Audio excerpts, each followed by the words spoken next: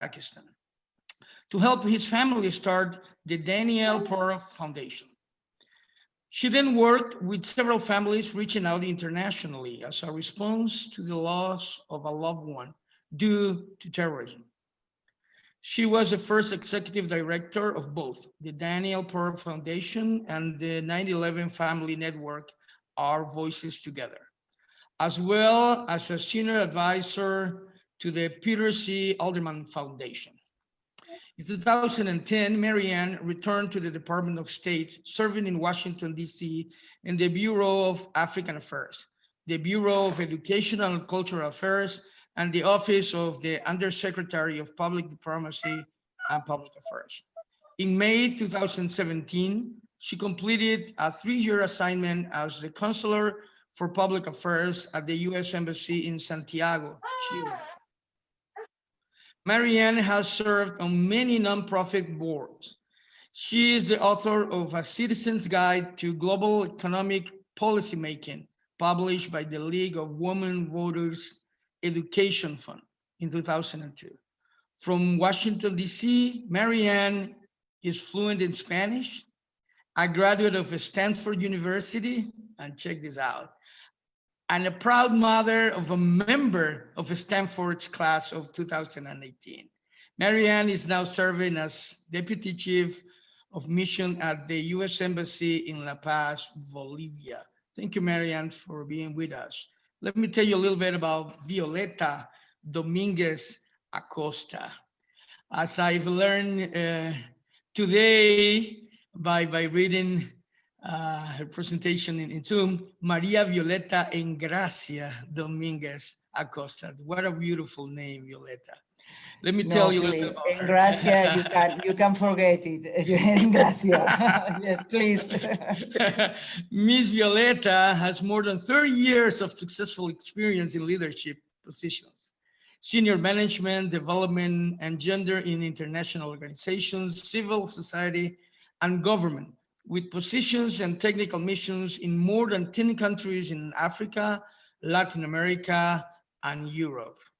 Ms. Dominguez worked for advancing the incorporation of the gender perspective in development policies, economic empowerment, political and professional leadership, and the legal status of women, as well as fighting gender violence. Prior to joining the UNWomen, Ms. Rodriguez held several key international positions, including Chief Coordinator of Inclusion and Gender Equity at CAF, Corporación Andina de Fomento, Latin American Development Bank. Prior to this position, she was advisor to the Foreign Minister Luis Almagro in Uruguay for the opening of the Embassy of Uruguay in Angola. She was the director of the Training Center of Spanish Agency for International Cooperation at SIT in Uruguay, and formerly general coordinator of SIT, Spanish Agency for International Cooperation, in Mozambique, Angola, and Congo. She also worked as a subdirector of Extenda, the Andalusian Agency for Foreign Promotion of the Junta de Andalucía, and she belonged to the first promotion of Spanish GPOs, Junior Professional Officers, of the United Nations Development Program, having developed these tasks in Bolivia, Costa Rica, Panama, and New York. He was also decorated with the Order of Civil Merit for the work developed with the government of Spain in the area of development and international cooperation. Violeta holds a degree in sociology, politics, and psychology from the Complutense University of Madrid, a master's degree in international relations and human resources from the Catholic Institute of Business Administration, ICADE, and a master's in development planning and public policies from CEPAL. She was born in Uruguay, and she has a Spanish nationality. Violeta joined the UNWomen in March 25th, 2019, and is available through VioletaDominguez, violeta.dominguez@unwomen.org. Wow, this is so wonderful. Today, Marianne and Violeta will talk to us a little bit the fight of women's rights and suffrage. Please welcome to CBA Talk, Marianne and Violeta. Thank you very much. Thank you. Thank you, Rene. Thank you. Welcome. It's really a pleasure to be here today with my friend Violeta from UNWomen. And what we thought we would do would be to each give a bit of a perspective and then open it up to questions and answers. So one of the reasons why did we pick this topic today? First of all, because it's really important. And second of all, because of the history.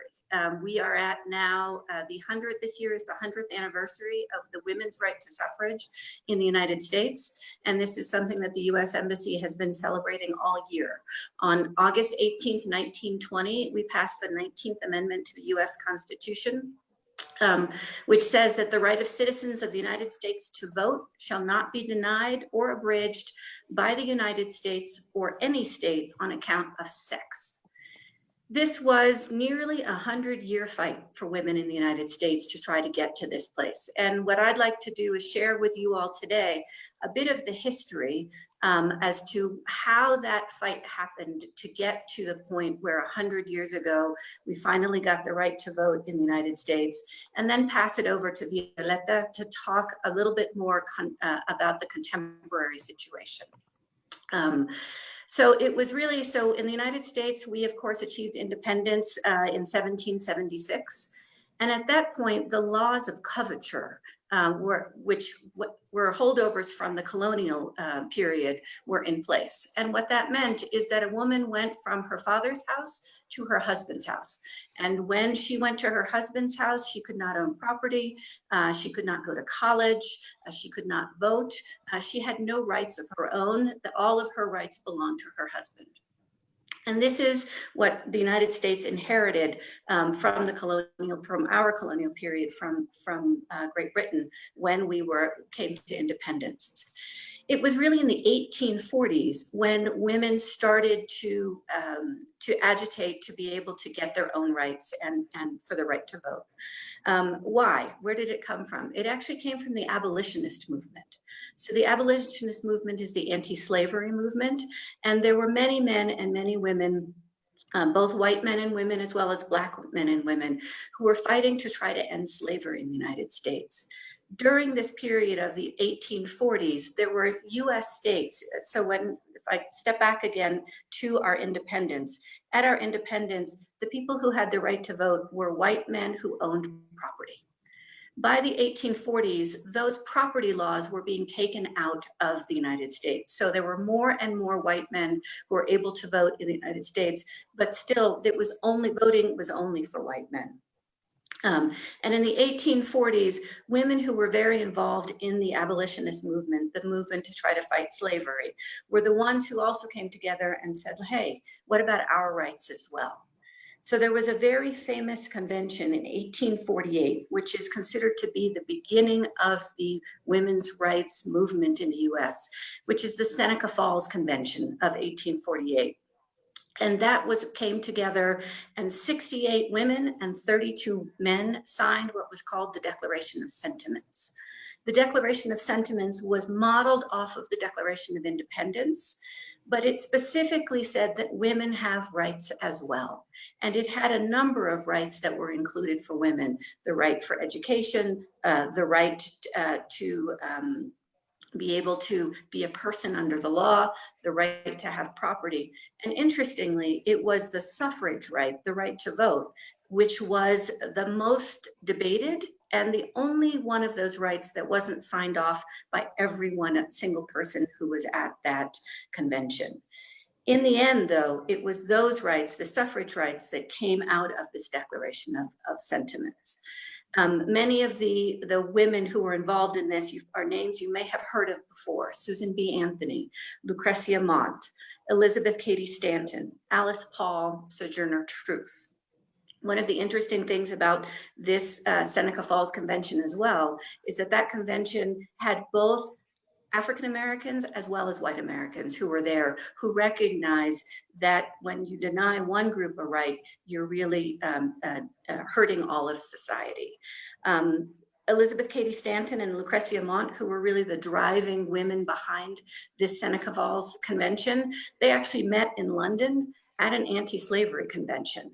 And at that anti-slavery convention in London, there was a men's section and there was a women's section. And when they were kind of sent off to where the women's section was, is actually where they met. And they said, no, we've got to now fight for women's rights as well as we fight for the end of slavery.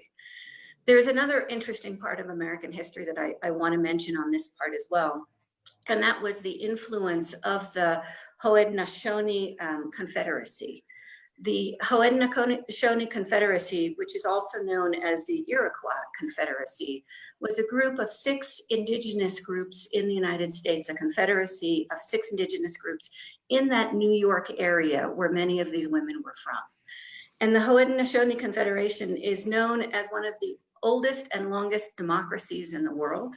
And it's also the political organization of these indigenous groups are led by women. And there's a clan mother, and the clan mother and the women of the group then delegate to the men to be able to govern.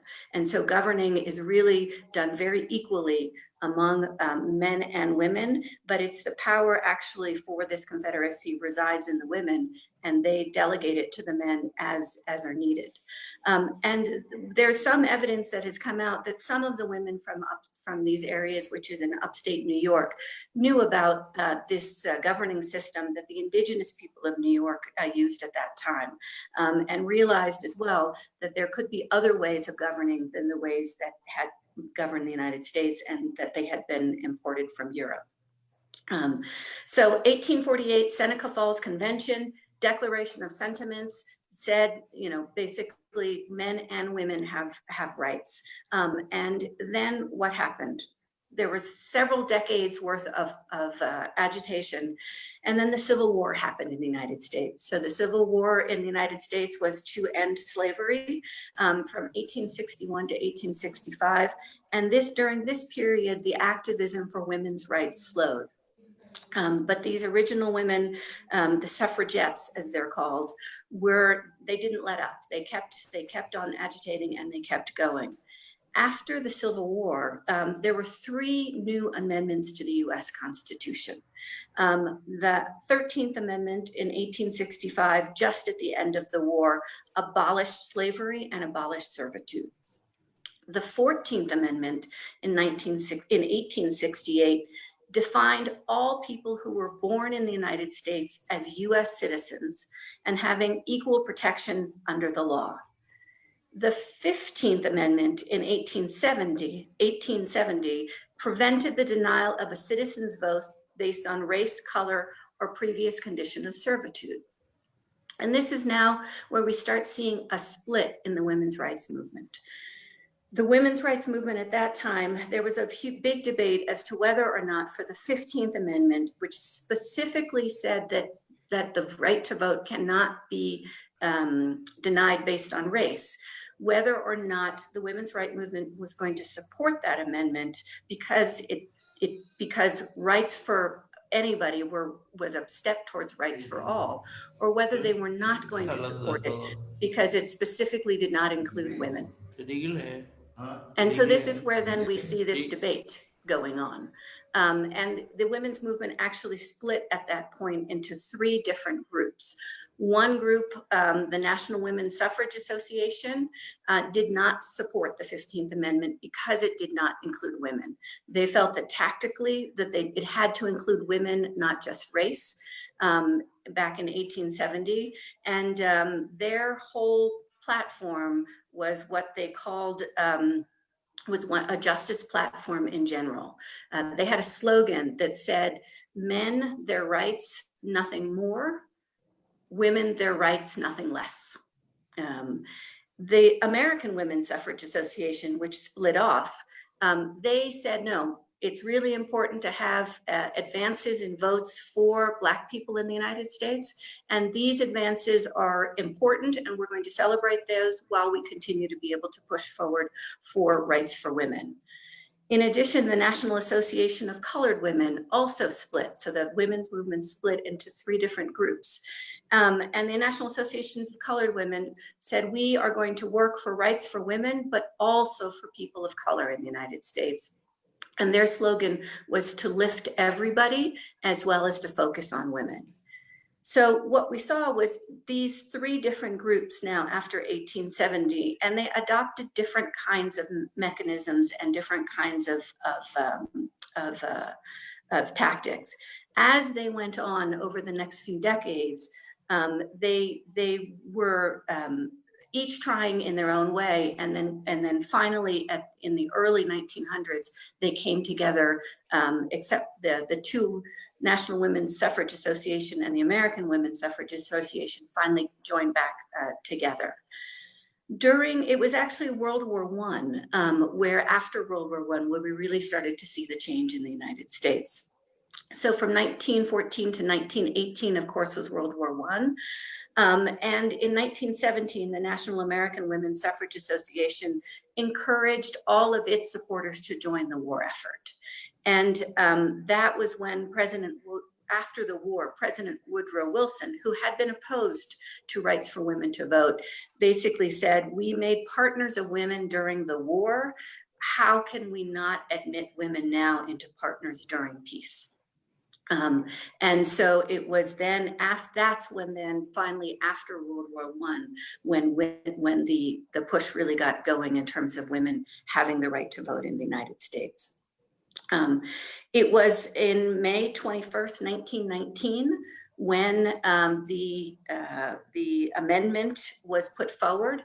And in our system in the United States, in order for the Constitution to be changed, you have to have 3/4 of the states of the United States be willing to ratify it.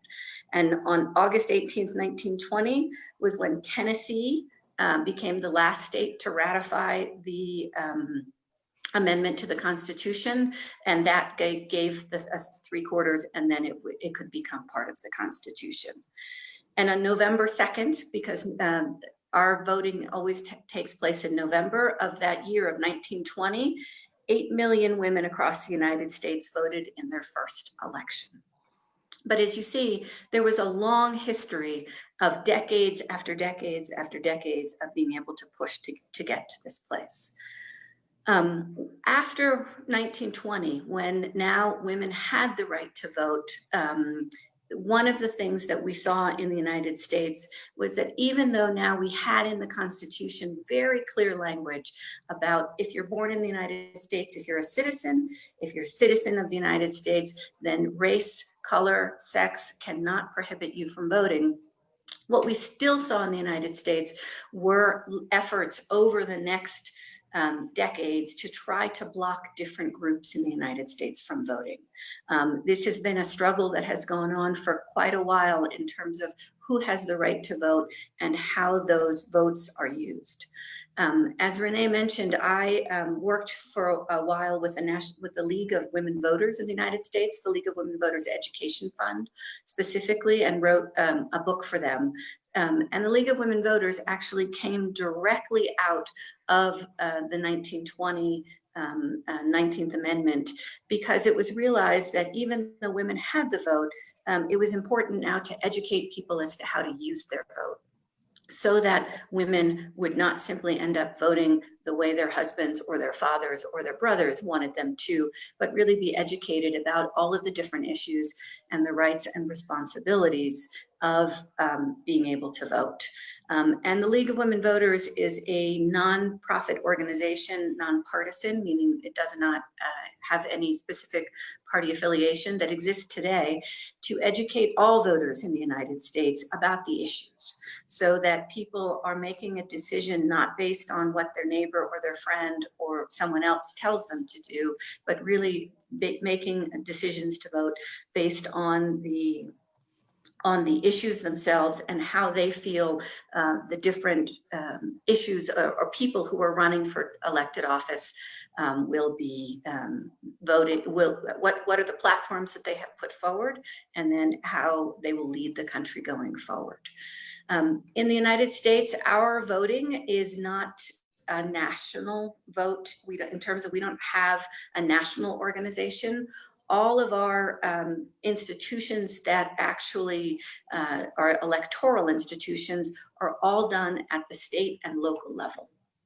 So we don't have one single body that kind of oversees it all. It's all really done at the state and local level. And so one of the things that we saw in US history was different at the different local levels, different state legislatures, mayors, other authorities trying to continue to kind of block through laws, through poll taxes, through other kinds of barriers to try to have African Americans, women's, Native Americans not be able to vote. We have come a long way in trying to undo all of those, but we still have a ways to go in terms of women's rights in the United States. If you think back to that Declaration of Sentiments, and the Declaration of Sentiments was looking for one thing, which is equality. And the women's rights movement over time has been a fight for equality. As the saying was, men their rights, nothing more, women their rights, nothing less. And that is to try to have a more equal society, which is something that we're absolutely still working on today. I'm going to stop there with the history and turn it over to Violeta to talk a bit about the UN and the broader context worldwide, and then we can pick it back up with where we are today. Thank you, Marianne. Thank you very much. Thank you, first of all, congratulations for this century that you are celebrating, that is so important for the world and for all the women in the world. You know, that is something really important. And thank you to share this celebration with us, with the UNWomen agency and the UN system. You know, for us it's really important. As thank you, Rene, and the CBA in Santa Cruz also for inviting us. It's an honor for me personally and for UNWomen to can share with you our opinion, our challenges, and also a bit of history about what happened in these 100 of years. You know that you finally got the rights of the suffrage, the right of vote. First of all, I have to say that Marianne is a great professional, a great friend, but a great feminist. That because of that, it's an honor for me to be with her, sharing with all the people that is accompanying us today. Well, first of all, I would like to share with you a bit of this history that what UN system was doing in all this time, in all these years, and how we start with all the rights, political rights of women and the political participation of women. Then we will land to Bolivia, that I would like to tell about the history we have in Bolivia. Excuse me that I have a problem with my computer, only for a minute, that I don't want to lose myself. I am at home and I have a problem with electricity. Then wait for me, excuse me. Here is it. No. Yes, excuse me. It's okay. Now, okay.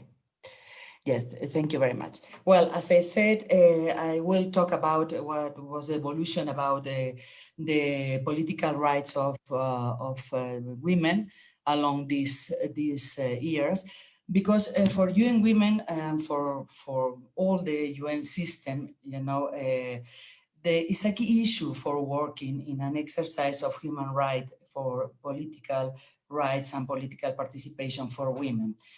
Towards the 2030 Agenda Sustainable Development, that most of you knows that we are on this way, and this is a key issue for us, these political rights.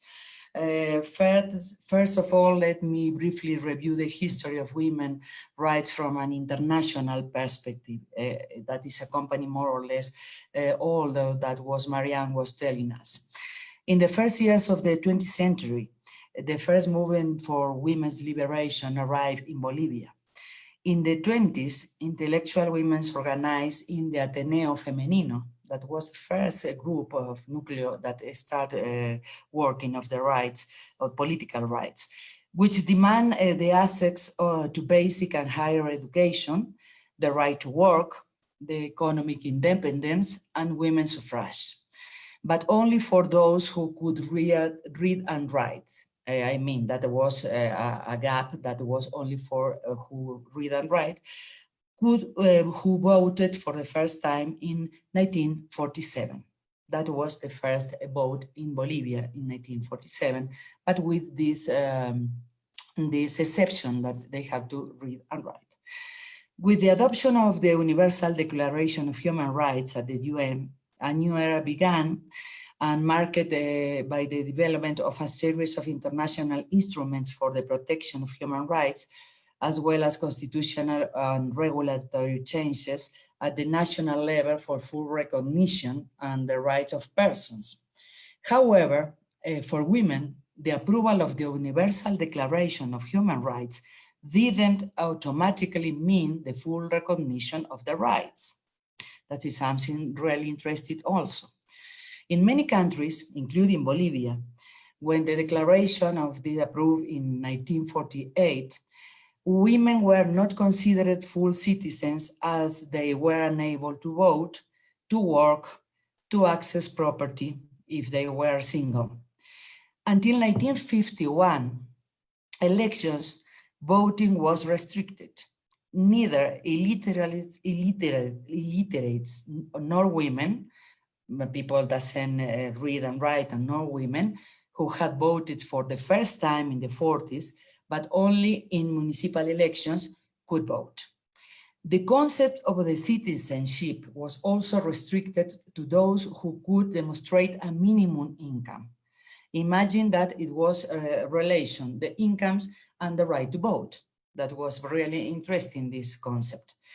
The universal vote was established in the Bolivian National Revolution in 1952, opening up the opportunity for all women and indigenous people to vote. Bolivian women experienced a political rise in the 60s, both in the parties and in the trade unions. On December of this year, in the 60s, the UN General Assembly adopted the resolution number 640, that is a very important resolution for us, which constitutes the Convention on the Political Rights of Women. This convention proposed is to codify a basic international standard for women's political rights. The convention, which was promoted by the Commission of the Status of Women, grants the right to vote in all elections. States and women are eligible for all public bodies and stipulates that they will have the right to hold public office and exercise public functions. That was in these conventions in the resolution 640. In the 1975, the United Nations has held a series of conferences of human rights. And some of them all of them were really important, but some of them, I'm sure that you will know, you know them because we got a lot of advances. Beginning with the World Conference of the International Year of Women in Mexico City in 1975, this conference created an international forum for women's rights and illustrated the divisions between women of different cultures. 4 world conferences have been held from that moment, the first in Mexico City in 1975, the second in Copenhagen in 1980, the third in Nairobi, 1985, and the fourth, Beijing, 1995. Beijing, this year, 2020, we're celebrating the 25 years of Beijing. And due to the pandemic, it was a pity that we couldn't celebrate and make a lot of events that we have around the world for evaluate the advances from Beijing to today. In the later, the Beijing Platform for Action, the signatories committed to pursuing equality between the sex and the empowerment of women. All the signatories, all the countries that were associated in United Nations. It was in 1995, after the Beijing conference, when Bolivian women demanded that the state take the necessary measures to recover the democracy in the private and the public spheres. In relation to the democratic parity as an horizon of the agenda, women's political rights, it is worth to mention that it was the Convention of the Elimination of all Forms of Discrimination Against Women, CEDAW, that is another important conference for the War of Women, approved in the 1979 by the UN, which led to the discussion and promotion to the parity principles. Since then, till now, political reforms have moved from the debate on quotas to discussion based on the ambition to build a parity democracy. This is a concept very important, the parity democracy, mainly in Bolivia. I will tell you now how we are, where we are now in Bolivia. Indeed, democratic parity has been one of the priority areas of UNWomen, and the idea of parity democracy has gained relevance in the world, having been expressed in several region consensus, which point to the achievement of equality of men and women as a political and democratic right. In the case of the political participation of women in Bolivia, the electoral legislation moved in less than 15 years. That is really an important advance. From the recognition of the minimum quotas for women's participations in 1997 to the introduction for the first time of the notion of parity, of political parity, in 15 years. After strong conflicts and mobilizations by the social sector that not feel represented or included in the government, the need to convoke a constituent assembly was evident. Finally, in 2006, the law of the convocation of the Constitutional Assembly was approved, 2006, which established the profound reform of the political constitution of the state. Women movements, through advocacy and social mobilization, managed to get this, include the criteria of gender equality in the election of assessment members, achieving the historic percentage of 34% representation, 34% representation of women within the Constituent Assembly. The president of the Constituent Assembly was Silvia Lazarte, of Quechua origin. That was another interesting thing, that were including also the indigenous and women. Women saw an opportunity to make their voices heard and incorporate their rights into the text of the Constitution. This was the beginning of an important movement, the Movement of Women Present in History, it was the name, which worked to present a unique agenda for Bolivia's women that would include them all within their diversity: indigenous, rural, Afro-descendant, domestic workers, independent workers, those in the informal sector, professionals, minors, syndicate members, women from the countryside and cities, and important enterprises, and cities from all corners of the country.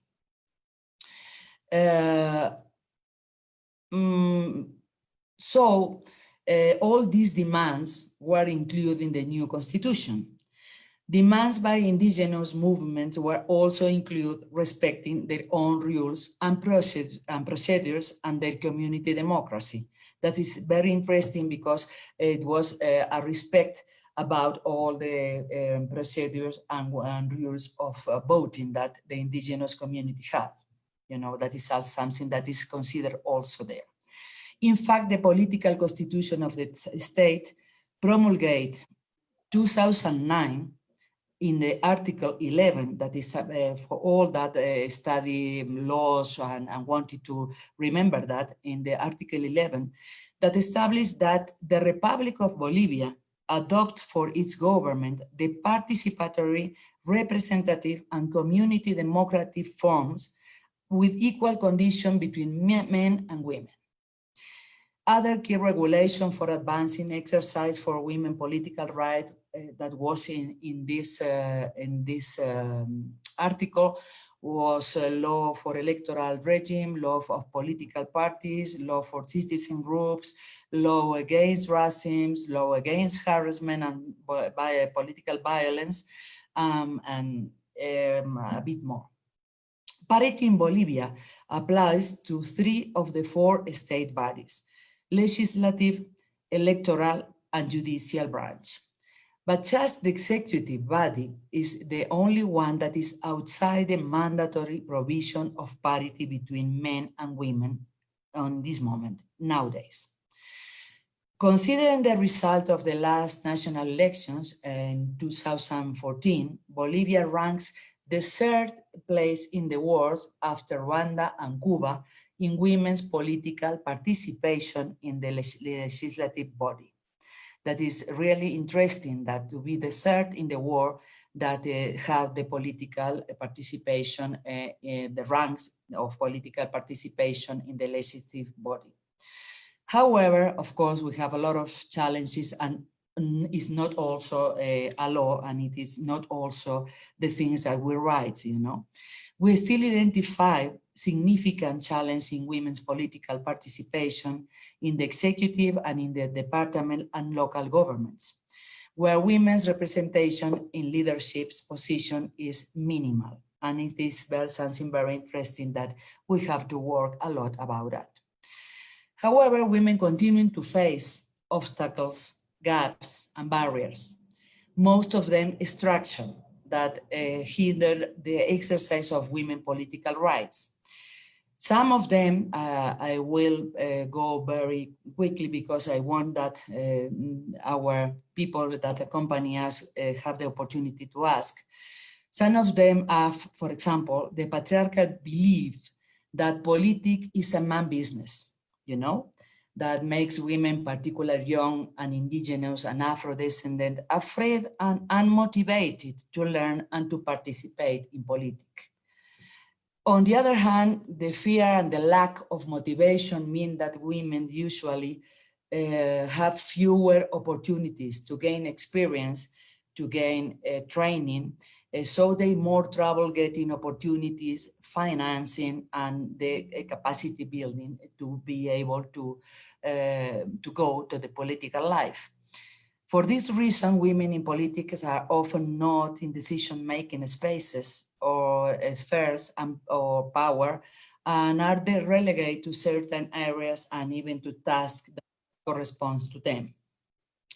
In addition, those women who decide finally to participate in politics are often rejected by society because it's usually to listen and to be accused of being bad mothers. They are leaving the family. They are not doing the care work, you know, the family cares works, dedicate themselves entirely to their families, and with politics is not compatible. That is very interesting, and a lot of candidates, mainly in the municipal and in departments, we were talking along all this year, and most of them feel this feeling, you know, that is very interesting also to take into account. And they decide finally to leave their professional and even educational training to take care of family and major adults and children and so on. Women may suffer from a lack of support from their families and friends, leading to desist. In this respect, I must point out that the impact that care economy and unpaid domestic work have on women's political participation. Women can have double and even triple working hours, you know, caring for the houses, children, and elderly, working hours to help and support the family, and training and participation in politics. That is not the same situation of men. I would also like to point out that a major obstacle to women's participation is what we call the harassment and political violence. That is very interesting that we are working as UNWomen very, very hard with the government, with all the government in the regions in the world, but mainly in Latin America. The political violence translates into actions to range from restricting the speech, restricting the withholding their wages, the use of physical or psychological, and sometimes even violence that can even go as far as kidnapping or in some countries murder. For example, in this time of health crisis, there has been a great increase of cyberbullying. These actions can carry out by individuals who are not willing to lose power, much less be challenged by women. That is, all these obstacles and barriers make women leave their participation in politics. As you see, in spite of we are in the third rank in the world, not all is easy for women in political rights. In this context, UNWomen is working to support the Supreme Electoral Tribunal, sustaining the exercise of women's political rights through a plan focuses in 3 axes. First, the high-level dialogue with political parties on women's rights agenda. Secondly, the prevention, the attention, and the punishment of the cases of harassment and political violence. And third, the guarantee the gender perspective in communication strategies. We are working, from more than 3 years ago in this line, and in this context of electoral environment, we are working very hard in these 3 axes. In addition, we work to strengthen the leadership and political participation of women through training political candidates to develop the capacities, and we provide civic and electoral training related to gender equality. We support defenders of the gender equality in the calls of political parties, governments, and other actors to fulfill their obligations to promote of empowerment of women. Furthermore, UNWomen promotes the adoption of new laws and the introduction of constitutional reforms to guarantee equal access for women to political spheres, such as voters, candidates, elected representatives, or public officials. In the electoral context of the COVID-19, we were working very, very close to stakeholders, and the electoral process should ensure that women who have the majority of the electorate in most countries are not adversely affected by restrictions, health issues, or care responsibilities, and could impact participation electoral with the inclusion of women.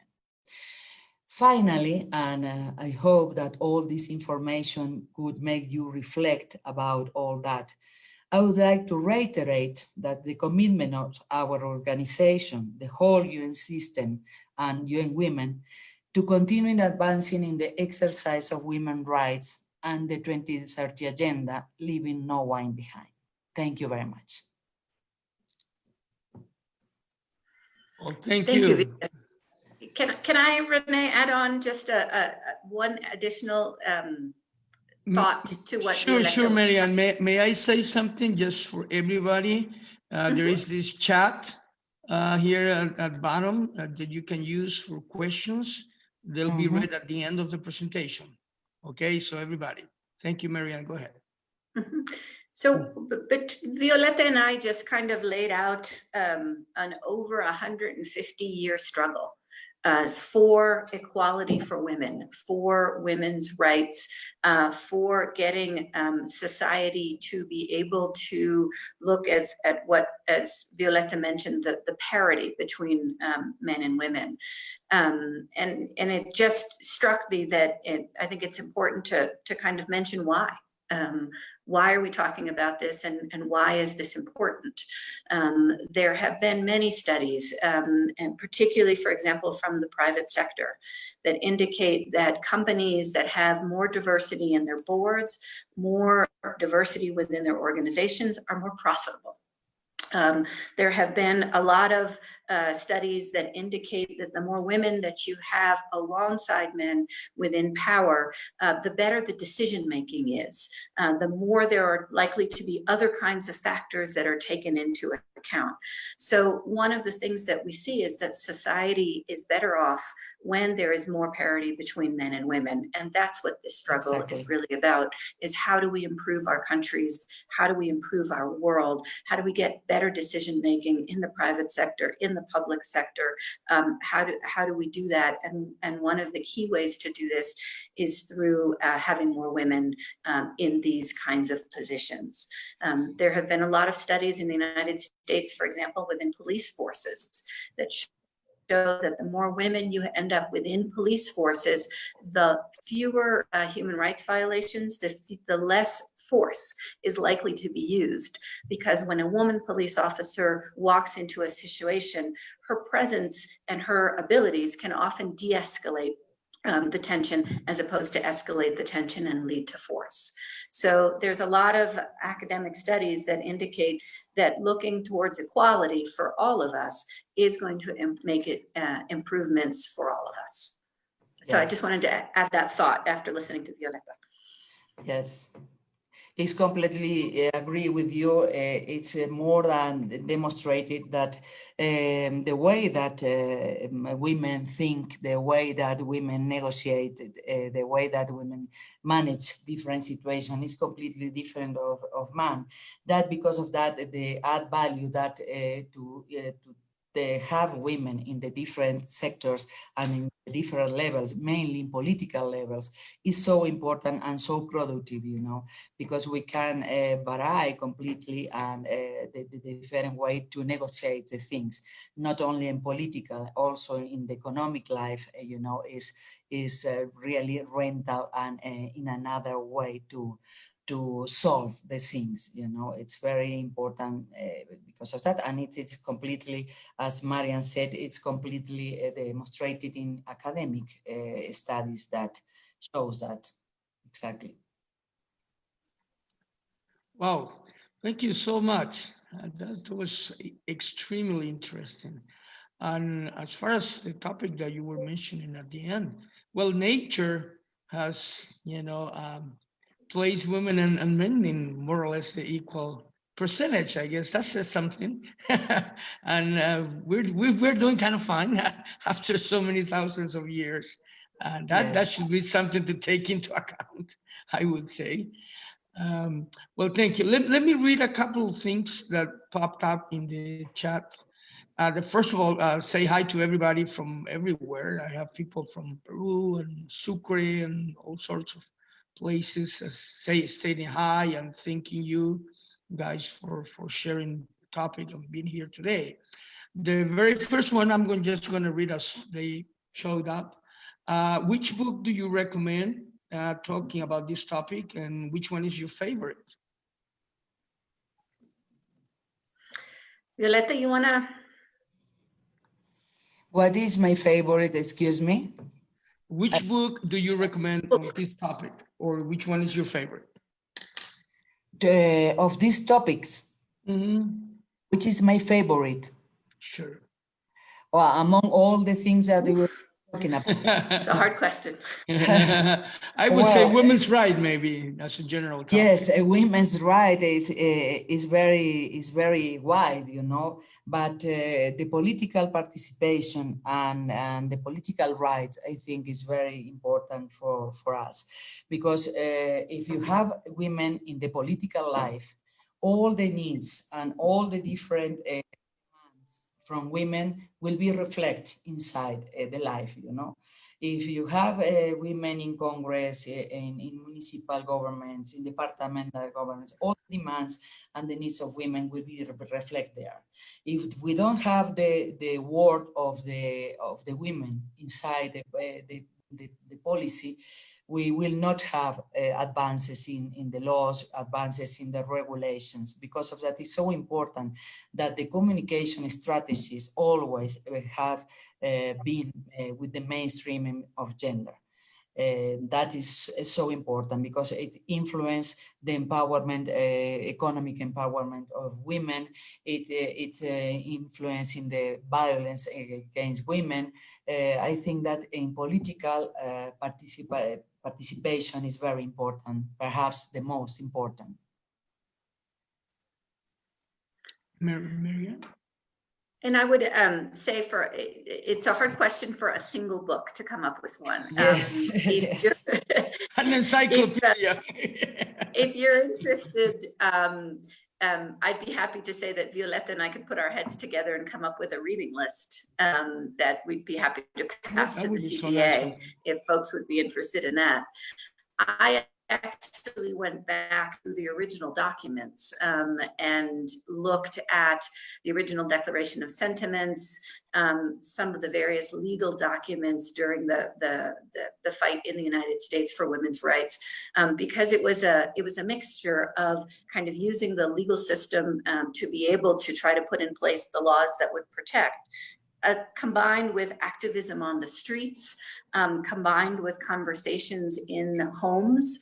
And so there was a whole lot of conversations. So in thinking about this talk, I actually did, rather than going to a book, I went back to some of the original documents, which can actually all be found in the archives of the United States, which is online. I think it's archives.gov, archives.gov, and they have links specifically to a lot of the original documents. But we could come up with an interesting reading list and give it to the CBA. Well, thank you. That would be so nice of you. I would like, Rene, I would like to add something. I read in the chat that some of people are asking for if we can recommend any book, any information, and that. We have a lot of material from UNWomen, and we have a lot of studies and research making in Bolivia about these items. We could share, of course, and we invite to enter in our page, you know, in UN page, women page, and not only in Bolivia, in the whole region in Latin America, but for Bolivia, we have a specific research that we can share with pleasure because it's really interesting to see the evolution and how it's going on. Well, thank you. The UNWomen, you have a site. You have a site, so we can go to. Yes, we have our page, and we have our Facebook also page. And I will ask my communicator that is accompanying now that to send me the address to give you now. Okay. Oh, thank you so much. Okay. The next question is, I'm going to actually fuse 3 questions in one. The one says, who was the first woman to enter Congress? Who was the first woman to enter Congress, which includes what's the percentage of women in Bolivian Congress? And I would add, it says, what do you think about the law, the mandatory law stating percentage of women being part of Congress? Well, the first women, if I'm not, I asked to my team to support me was Emma Gutierrez de Pedregal, was the first lady assembly member. The second question was, excuse me? Yeah, what's the percentage of women in Bolivian Congress? In the legislative is 51%. And in departmental is 45%. Wow. And the last one, what do you think about the mandatory law stating percentage of women being part of Congress? What is my opinion about quotes? More or less the question. Well, I think that you have to start for any place for a beginning, you know. And if you don't use a mandatory law with quotes, perhaps we have the possibility never to have the possibility to introduce women in the chamber. But all the affirmative action that we call that this sort of quotes or this sort of mandatory laws are not forever, you know, are for a time of a piece of time. I mean, you start with this sort of quote, we start with this sort of mandatory number of women in the Congress, but for a piece of time. It could be for one election until the women start to consolidate their posts in the Congress, in the chamber. It's not forever, you know what I mean. And well, if more than the 51% are very good women, we can have the 70% in the chamber, you know, but we have to start to enter with that percentage, because otherwise it's not possible to try to add and to include the women in the chamber. Wow. And for the United States, the first woman elected to the Senate was Hattie Wyatt Caraway of Arkansas, and that was in 1932. So it was from 1920 to 1932 that we finally got a woman elected. We do not have in the United States any kind of quota within our legislative bodies. And so currently we have 26 women in the Senate and 127 in our lower house, which means approximately a quarter of our Congress are women legislators. We do have elections coming up in November, and there are many, many, many women across the United States running for state legislatures, as well as throwing their hats in the ring to be at the national level congresswomen or senators. But the idea of a specific kind of mandating a law of parity of quota, that's something I think that is for every country to decide whether or not that is the route that they want to take. And in the United States, that's not the route we have taken. We don't have specific numbers of women that have to be elected. Wow. I don't know if this is a tricky question, but I'm just going to share it with you. Who is hardest to convince about women's rights, men or women? Oh, well, it is a very personal answer, what I will say. You know, I think that in Bolivia, we have to work a lot with men. You know, we have to work a lot with men. Here we have a matching that is structural, and you know, in the whole sectors. You know, I'm talking about in general. We have a lot of exceptions, but I think that we have to work a lot about masculinities. I mean, to change all the stereotypes and all the very, very past stereotype that man has, and we're educated, you know, and it's a very important work with men. But also, I think that we have to work a lot with women with the autoesteem, you know, the autoesteem, and that for themselves to believe that they can arrive and they can win that, and they can be possible to stay in decision spaces, you know, with both of them. But I think that we have a lot of work with men in Bolivia. Okay, thank you. I thought it was hard Yes. I thought so. If I could also I said that there are exceptions. I said that there are a lot of exceptions. Go ahead, Marianne. I would also say, I think change is hard. Any kind of change that is part of humanity is that we are beings that are able to change, and yet we get comfortable and then we don't change. This is the way it's always been, therefore this is the way it should be, as opposed to really challenging ourselves to think about, is there a better way to do this? I agree with Violeta that our conception of masculinity around the world has been one of the challenges. And the truth about women's rights is that women's rights also give men more rights.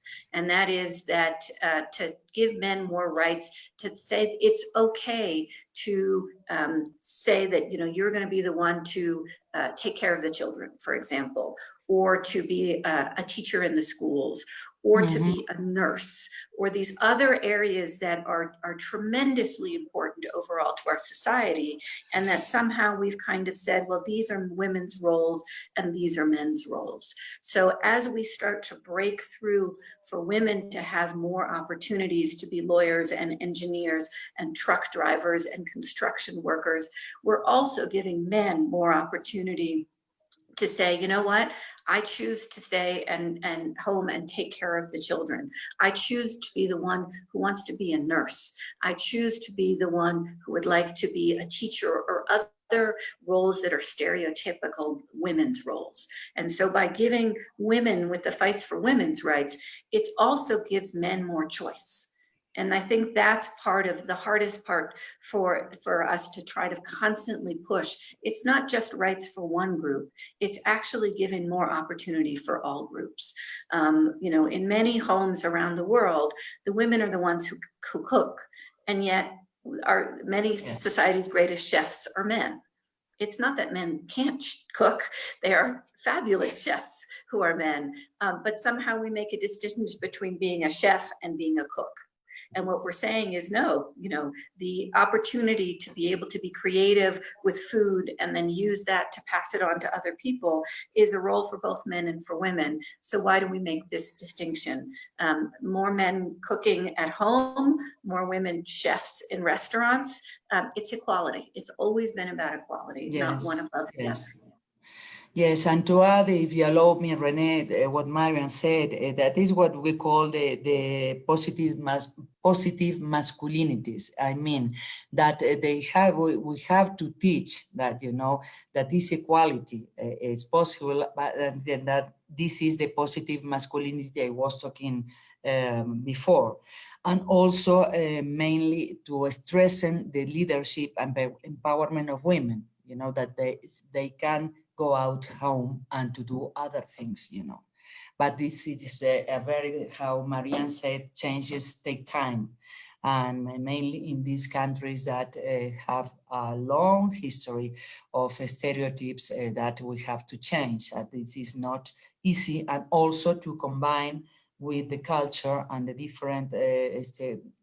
different cultures, indigenous cultures, that we have also to respect and to one with the other, you know. It's a very complicated country for that, really. You're right. Different cultures doesn't help much. Yes, but changing paradigms, I can see it's taking a little bit, probably too long. The next question is, what's your opinion about the feminist movement, and how can we prevent cyberbullying for women in general? To prevent, excuse me? What's your opinion on feminist movement, and what can we do to prevent cyberbullying? Okay. To women? Feminist movement. Without feminist movement, I think we never are where we are, you know, from the very long past, 100 years ago in the United States, you know. I think feminist movement are the root that are moving the advances and all the gains that women could arrive. It's true that feminist movement nowadays in Europe, in Latin America, in Africa, can have different ways, you know, and can have different lines of thinking, or perhaps a difference in the way to communicate the things. But without the feminist movement, we go nowhere, because the civil society who knows from the basis what is needed, and to choose and to show the government the ways to do it, the public policies, you know. My opinion is, of course, as a feminist, that the feminist movement will exist, I hope, the whole life. Every day, I think, is stronger. Young people is very involved, is very inclusive in the feminist movement, and we have to work with all this idea that ideas that food us every day, to share and to try to to share and to help the governments for public policies, you know. About the bullying, well, we have a lot of, I could talk a lot about this because UNWomen is working a lot about the bullying in political, in economic sectors, in the private sector, in the public sector. And we are doing and working a lot in very strong rules and regulation to try base it in 7 principles, you know, to try to follow up and to study and research how it's advancing and how is going inside political, public political, inside the private. And we have different principles that we are implementing and trying to make training and capacities in all these sectors to follow that. The idea is to be able to have a register about the different cases of bullying. There's a lot of different sort or types, and to try to have report all the cases that we can, and to try to share and to help, as I said before, with the public policies to try to make the difference, to take the different solution for that. And also the solution could be also to go until to prison, you know. I mean, there's a lot of different grades of bullying, but we are working on that, not only UNWomen, we are working with governments in all the region and also in the private sector, because the denounce is not easy, you know. Women, not all of them there to make denounces about that, and we need to know about this. This is the first thing we need to know, and we need to register the different what is happening, from that to make the different measures about to talk with the responsible parts. Oh, thank you.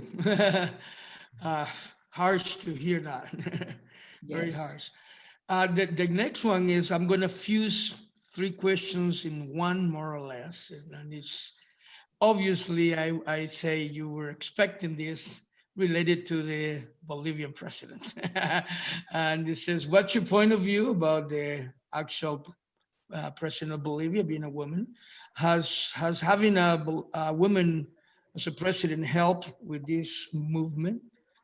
Basically, that's it. What do you think about her and, you know, her influence on the women's rights?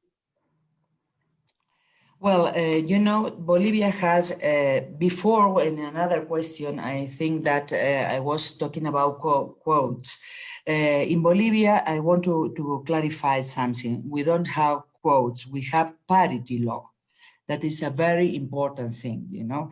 In spite of who is in government, we have parity laws that is a duty to have women in the chambers, you know, in the governments, in the political life. My opinion of to have women as president is good. I think that we have to have presidents. The more we have, I will not talk about the gestion of the president, but it's a good thing to have women, you know, in the region. Remember that 10 years ago we had 5 women that were president, you know, and nowadays we don't have, only a transitional one, that is the Bolivian president. I think that this transitional government is worried about, you know, or worried about the violence against women. We were working with them a lot with the service of women, Servicio de la Mujer, and the Viceministerio, the Vice Minister for Violence. We were working hardly with them in this pandemic time, you know, because the violence go higher. I think the worry exists, you know, but we have to do a bit much more. We still have a lot of gaps a lot of barriers, and we have to sensibilize, to conscientize, all the government, not only the women or the men. We have to start from zero and to show all these registers that we have and all this evidence that we have. And this is something very rigorous, that we have to talk with the government. For us, for UNWomen, I only can say that we were working these months before with the pandemic very hard with the government, mainly against the violence with women, mainly. And to have women president in the region, I think, is very good. Is very good, and I will not judge about how it does or not, but it is a good news to have women as presidents. And I would also add that the only opinion that really matters on this is the opinion of the Bolivian people. And the Bolivian people are going to have a chance later this year to make their opinion known at the ballot box. And that's what a lot of this fight for women's rights, for women's suffrage has been, was the ability of women to make their opinion known at the ballot box of who they want their leaders to be. In the United States, we are celebrating 100 years of women's right to vote, and women and men in our country continue to elect men. Overwhelmingly more men than women. And there is work to be done in terms of women as candidates and women in getting a chance in the political system. But the opinion that matters really is the opinion of the Bolivian voter. Well, the next question was kind of related to this last topic that you mentioned. Is the U.S. ready for a woman to be president? I think the U.S. is ready. Absolutely. we don't. Sorry, I'm just reading the question. Messenger.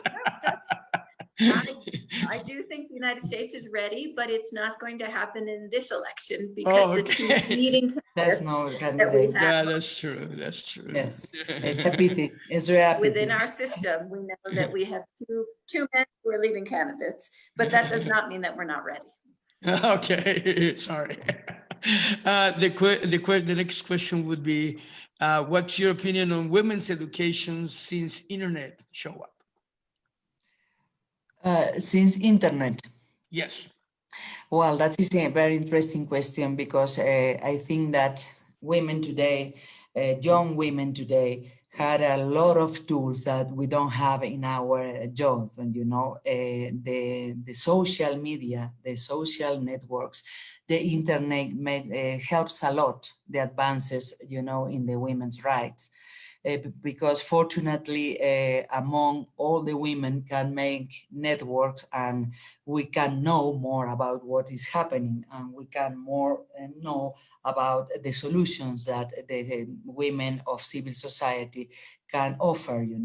I think that it's very important to include, and UNWomen is working very hard for that, to include women in the technology, to include women to have the access because today the internet is the information, and if you are out, you will not be informed, and you will not know your rights, and you ask, and what can you advance. Mainly in the rural sectors, we notice that women are not in the war because they have no access, most of them, to the internet and to this information, all these networks, and we start with the women in productive development to start networks, and we notice that they advance a lot because they can take ideas from another women, for example, perhaps from other country in the region, from other zone in the country, and that is really, really important. And we have to work on this line to include day by day and more in the technologies, all the women. Wow, thank you. There are several questions and opinions about you know, the percentage of women in Congress in the US and in Bolivia, and how that doesn't show up in the percentages of women involved in ministries. Interesting. I don't know if you want to mention about that. Do you want to share something about that? Well, that is another pendant, we have, we have a parity in the legislative chamber, but for example, not only in Bolivia, it's happened, I don't know what Marianne can complement. It's very normal and very general that women are in ministries like what we call soft ministries, education, health, soft, that is not soft because they are very hard ministries, but it's very normal that, for example, finance, it's very difficult to find a woman in finance. It's very difficult to find a woman in infrastructure, for example, there's a very masculinized roles and stereotypes in this. That is changing, because day by day and year by year, women are more educated. When women go more to university, women is really is more educated than man nowadays in the world, the women, and all these different actions and or jobs or ministries that usually and historically were masculinized. Nowadays, women can do that, and can do very well that, there was a lot of studies and a lot of informs that the pandemic that we are suffering in the whole world, the best that who managed and the best suggestion to handle with it was made by women. Before the presidents that we have in the world, for example. But it's true that we have very few women ministers still in Bolivia, but I think it's because we have to work on it, because we have very good women, prepared women that are able and are completely good and able to be Minister of Economy, to be Minister of Minery. For example, minery, it was always historically masculine-sized sector. However, today we have a lot of women working in mining. Then I think that is a question of time. And in the United States, we have some of the same challenges. The first cabinet secretary in the United States who was a woman was actually in 1933, and she was Secretary of Labor. So she was not put into one of the softer areas, but really into a hard area. We have had women who have been our Secretary of State, so Foreign Affairs. But for example, we haven't had a woman who has been the Secretary of Defense. Other countries have, like Chile and other places, they have had women who have been in charge of the military. Yes, wow. we have in Spain 2 defense minister women. One of her was pregnant when she was Minister of Defense, and she was along all the places we were the army. Pregnancy, that was a flash, really a flash for all the population, No kidding. Yes, it was an interesting and a very good ministry, yes. Okay, well, good. The next question is on our everyday life. What can we do to know more about women's rights, and what would be the best strategy to defeat sexism? Well, I think that there and with our team in United Nations and in UNWomen, we talk a lot about that. The communication is the key. The communication is the key. We have to show and we have to open all the ways and all the strategies and all the communications about the rights, what is happening with women in Bolivia and in the world. We have to make information and to make research and to share it with the civil society. And, you know, and all the media communications have to talk more about that, you know.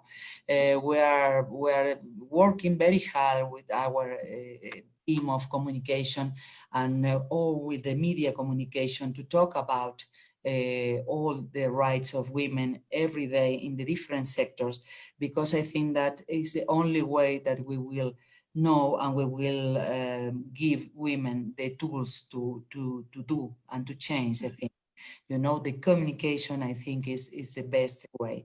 And we offer our agency, UNWomen, we offer every sort of information that we could offer and come to the office, to our page, to but it's a long way. It's a long way, and I think that nowadays with all the media networks and all the internet, and that we can do that. We have to work about communication. And the second part, I don't know, Marianne, I think. Yeah, if I could just say, I think there's some very practical things that can be done in daily life. We have a saying in the United States that is, if you see something, say something. And that is that when you are in a situation where you realize that there is discrimination or sexism going on, speak up, use your voice, call the situation out. Exactly. It could be intentional or it could be unconscious bias. If you're on the internet and you see in the comments, there's a lot of bullying, for example, going on, say something. You know, be the voice to come in to try to de-escalate the situation. The UN actually has, I think, a really interesting campaign that has been going on for years now that is also a wonderful way that is very practical, and that's called He for She. And that is to ask men to, if you're in a situation, for example, at a meeting of your neighborhood association and it's all men, stop and say, okay, where are the women? Be the ones to notice when the women are not in the room, when the women are not on the panel, when the women are not making to be able to make the decision, and stop the meeting and call it out. And say, you know, we can't make this decision just us guys. We need to have the women here as well to make the decision, and be the ones to open the door to bring the women into the situation. It's really important for the men to take that role as a he for she, and to champion just recognizing when there may be a board decision in a company or a neighborhood association decision or some other kind of decision that's about to be made, and there's no women there to be part of that conversation and part of that decision. So I encourage all of the men who are watching to think of yourselves as a he for she, and to speak up. Thank you to now He for She campaign, because it's one of our tools more strong to involve man, exactly how you say. It's really important to involve man. It's not only the feminism or the rights of women, it's not only for women, a thing for women, you know. If we don't include man, we will not succeed. Very profound. Very profound. Yes. Let me just share that somebody stated that we have also Prime Minister of Barbados, Mia Amor, and the President of Trinidad and Tobago is also a woman. Interesting for Pinky sharing that information. Yes. And I know it's almost 1 o'clock. But as you can see, people are really involved, and thank you because of that. And obviously, the topic is something that is bringing interest. There is one, I would say, very deep question. I don't know if you want to answer that, and if you want to, you know, end the presentation after this or not. The question is, what about trans women? Oh, what about what? It's a very, very interesting. Trans woman. Trans women. Yeah. It's a very interesting question because in our team in UNWomen, 1 year ago, 1.5 years ago, we start working very focused with trans women. You know, here in Bolivia, they are suffering very, very important discrimination. As a lot of other groups, but mainly a lot of discrimination in every spaces. And we are working in our task force with civil society. They have an important place in this table, you know, and we try to add and to study to try to work in all the lines that they propose and to study the viability and to be the link among the public policies and the group of trans women. It's very important for us, really important. And I would just emphasize that the fight for women's rights is the fight for equal rights. And those equal rights are for everyone. What the goal again is equality within society for everyone, regardless of sexual orientation, gender, race, ethnicity, religion, all of those. It's the idea here is that our countries, our world, our societies will be better off, will be better places for all of us, the more equal that they can be. Wow. Interesting. Thank you so much. Let me just finish reading the chat box by just quoting a couple of things that I thought would be extremely interesting to finish this CBA talk with. One says, we can no longer afford to leave women behind. I thought I love that one. And the other one is, we're definitely going to support the He for She campaign in Bolivia. That's very interesting. Very interesting. As a country can no longer afford to leave women behind to achieve the CBA. Well, I don't know. I think that we have to afford, you know, to achieve the SDG 5. I don't know, this person, the Pinky, say that considering that we can no longer afford to leave women. No, I understand, contrary. What is the practical role of UNWomen? Well, first of all, we are the assessment, the closer assessment of the public politics, you know. We are working with the government, the last government, the nowadays government, the next government. We will working with them in public policies. We think that it has to change a lot of things. We think that we have to add a lot of things and to widen a lot of things in the public policies for women, for the rights of women. And from this moment, I think that to establish a link, a very important link with civil society and to work together. The role of UNWomen, I think, could be this link, you know, that transfer the demands and all what is happening in the movement, the feminist movement, the mechanism for women that exist in Bolivia to the government, and to try to put in a law, in a regulation, but not only to write it and to put inside the drawer, you know, to try to implement that. Bolivia has a lot of good laws for women's rights, but the problem is that we are not implementing perhaps in the whole way we have to do that. This is one of the things. Then the other thing is to try to involve all the young people.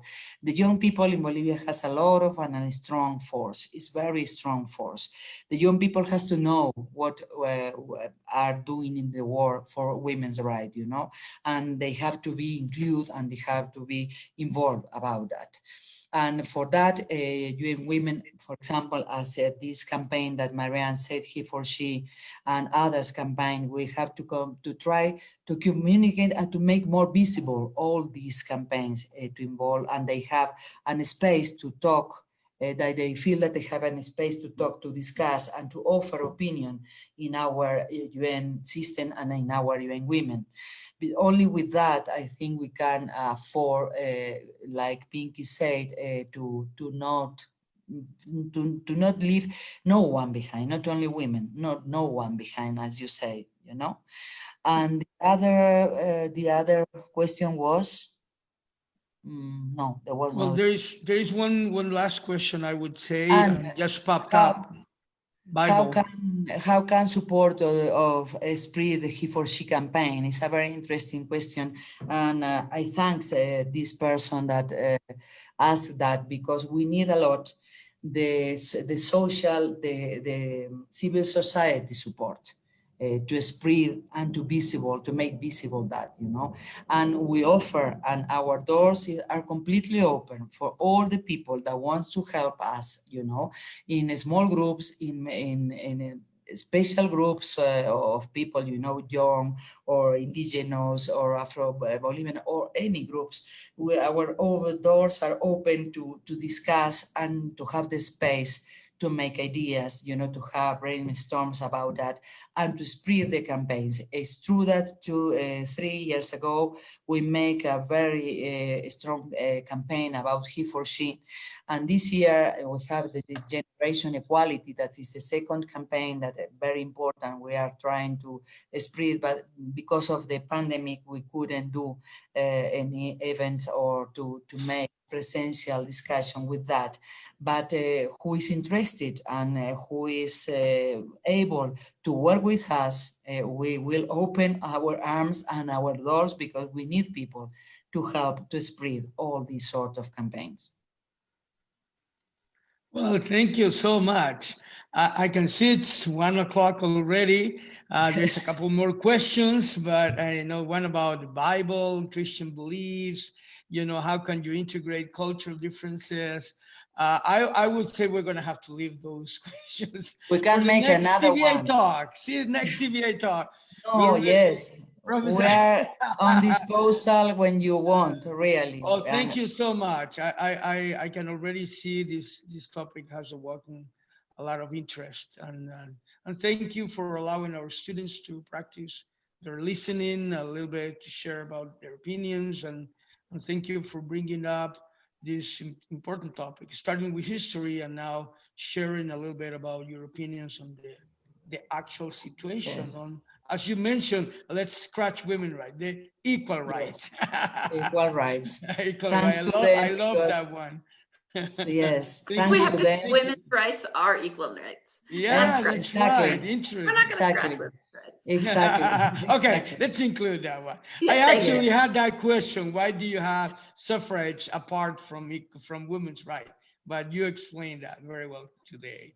Yes. Thank you, Thank you to Marianne. the students. Thank you to Thank the you, students Maria, for Violeta, very and interesting. Gracia. That's interesting. Yes. I don't remember that my name wasn't Gracia. You remember now me, you know. Thank you very much to the CBA for Thank you. organizing Thank this, you, for guys. having us Thank you, on. you. To all Thank of the you. students and others who are listening, it's really been a pleasure to talk about this really important issue. So thanks Yes. to you all, and huge Yes, thanks to Violeta for being part of this. No, thank you to invite me, really interested, and thank you the students, very interesting questions they are on it, and that is something very hopeful, you know, that the young people is interested on that. Thank you very much, Marianne. It was a pleasure. And well, congratulations for this century of rights. Yeah, definitely. 100 years. Huh? Yes. Well, thank you. We ended up being a little bit over 160 at one time. So yeah, it was a great CBA talk.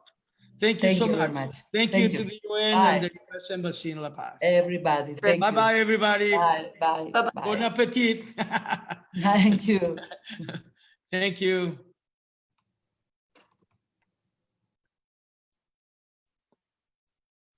Bye-bye, everybody. If you have any questions about CBA services, any kind of courses, the marketing department will be in touch with you very soon. Bye-bye. Thank you. Bye. Buen provecho. Thank you so much. Igualmente. Gracias. Bye.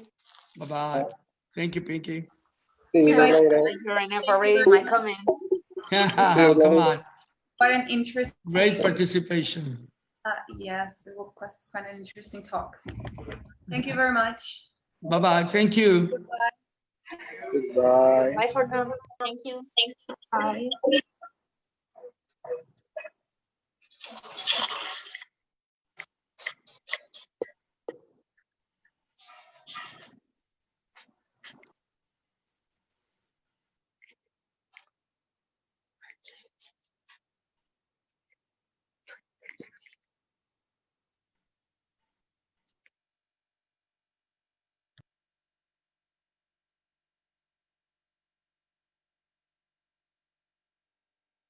No.